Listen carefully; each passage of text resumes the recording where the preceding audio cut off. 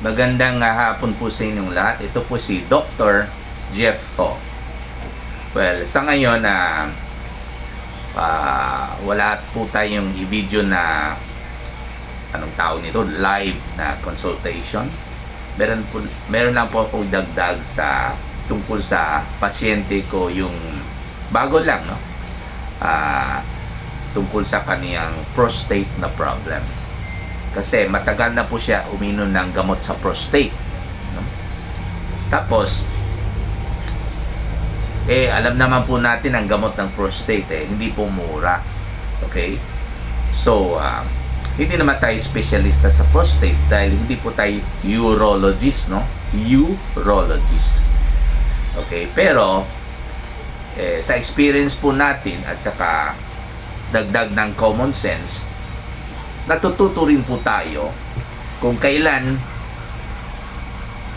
umpisahan yung gamot para sa prostate at kung kailan huwag muna umpisahan. Kasi nga, magastos. Lalo pag marami ng gamot ang pasyente. Kasi alam naman po natin, pag malaki yung prostate, kadalasan sa may edad na. At pag may edad na, kadalasan marami na pong sakit. Minsan nga, ang gamot ng prostate nila ay pang-6, pang-7 na gamot, no? Napakabigat na po sa budget niyan. Sa experience po natin, maraming pasyente na malaki na pong prostate. Kaya po, kaya lang po, hindi talaga ako nagbigay kaagad ng gamot sa prostate. Ang akin lang po ay sinisigurado ko lang po na hinaharang ba yung ihi ng pasyente o hindi. Kasi pag hindi po hinaharang yung pag-ihi ng pasyente, yung paglabas ng ihi, hindi po hinaharang sa malaking prostate niya, hindi po talaga ako nagbigay ng gamot. Kasi ang paglaki ng prostate ay part of aging lamang. Katulad ng dati, panahon ni Jesucristo, wala namang gamot sa prostate. Diba? So, sinisigurado ko talaga, okay, na talagang tuwing umihi ng pasyente, marami pa bang ihi ang natira sa kaniyang urinary bladder tuwing pagkatapos ng pag-ihi. Kung marami pa, syempre mag-inom siya ng prostate gamot kasi syempre maaring dahil po sa paglaki ng prostate kaya hindi po nakalabas ang lahat ng ihi tuwing umihi ang pasyente. Okay? Pero pag nakalabas po yung lahat ng ihi, kahit malaking prostate, hindi po muna ako nagbigay ng gamot para sa prostate. At sa awa ng Diyos, minomonitor ko rin yung kanyang prostate every 6 months. Kung lumalaki. Hindi lang po yung kung lumalaki. Kung hinaharang na ba yung pag-ihi ng pasyente. Kasi malay natin ngayon, lahat nakalabas yung ihi. After 6 months, meron lang natira ng ihi. Dahil syempre, sa paglaki lalo ng prostate. So, paano natin malaman kung meron pa bang ihi natira sa loob ng urinary bladder after urinating? Paano natin malaman? Syempre, ipapa-ultrasound po natin. Usually, ang order po natin ultrasound of the kidneys, ureter, bladder, at saka prostate. Hindi lang yun. Kailangan i-order din po natin yung pre-void scan at saka post-void scan. Napaka-importante po yan. Without any offense meant, marami akong pasyente na pumunta dito, dala-dala nila ang kanilang ultrasound of the kidneys, ureter, bladder, and prostate. Pero hanggang doon lamang. Hindi po in-order yung pre-void scan at saka post-void scan. Ano yung pre-void scan at saka post-void scan? Yung pre-void scan is, kasama na yan sa unang pag-ultrasound. In-ultrasound ng lahat, tapos tiningnan kung gaano karaming ihi yung urinary bladder. Ma-estimate po nila yung volume of the urine through the ultrasound machine, no? Okay?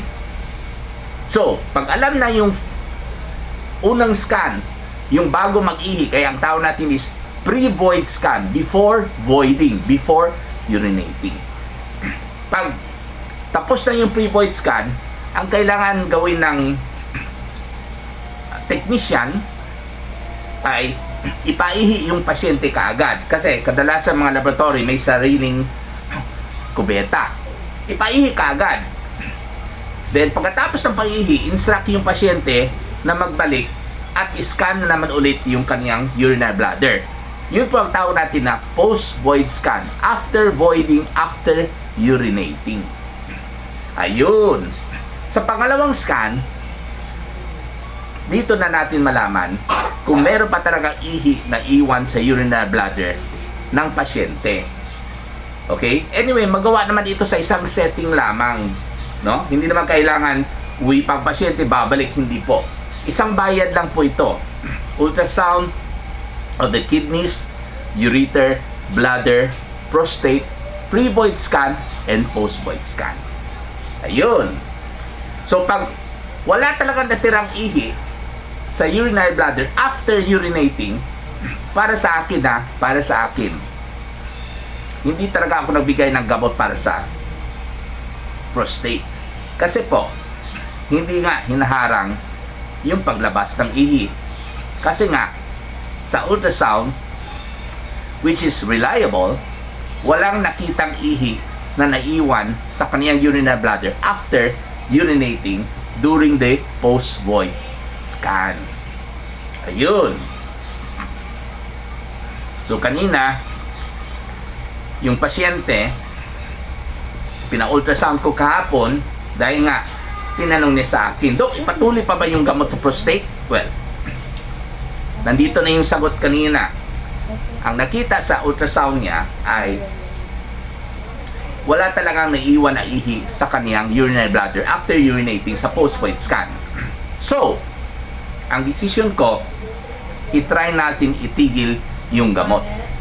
Hindi ibig sabihin na hindi niya kailangan inumin. For all you know, lumabas ang lahat ng ihi niya dahil naka-maintain siya ng gamot sa prostate, di ba?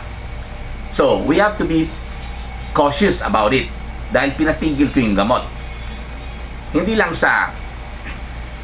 pa siguro kailangan, kundi para makatipid naman siya ng konti in the next few months. Kasi po, in-advise ko yung pasyente, after 6 months, okay, or the earliest 4 months, ipaulit po natin yung ultrasound.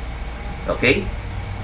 Pag after 4 months, which should be Feb, March, April, May, pag ganun pa rin ang findings, after voiding, walang ihi pa rin ang natira sa urinary bladder, then, pwede natin sabihin na tama yung decision natin last January na pinatigil natin yung gamot. Kasi po, hindi pa siguro kailangan uminom ng gamot. Kasi, nung pinatigil natin yung gamot for 4 months, ganun pa rin ang status ng pasyente. Hindi pa rin hinaharang ng prostate yung paglabas ng ihi ng pasyente. Ayun. Okay? So, yun po ang aking advice sa mga pasyente. Kailangan malaman muna natin kung meron pa mang naiwan na ihi tuwing umihi kayo before tayo mag-inom ng gamot para sa prostate. And this can be determined through ultrasound of the kidneys, ureter, bladder, and prostate, plus pre-void scan and post-void scan. I stand to be corrected because I am not a specialist of the prostate, because I am not a urologist. But I bring with me my limited experience and a great deal of common sense. Maraming salamat po.